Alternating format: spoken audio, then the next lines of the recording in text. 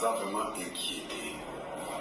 Des gens d'intervention rapide va quitter le grand scène dans Marose avec des autres.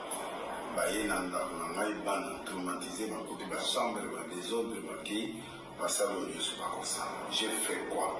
J'avais un problème avec le prophète le pasteur Marcelo. Toyokani tukutani ngana ye pasteur Ken tukutani na batu nyonso. Tout souli pendant 4 ans du temps. Qu'est-ce qu'on n'a pas dit? Qu'est-ce qu'on n'a pas fait? Je me suis incliné. Na kititi na niveau na okitade. Na c'est pardon. Batori boso ou bayaki bazai batu. Il y a des services spéciaux bayaki nanda. Naza torturé chaque jour.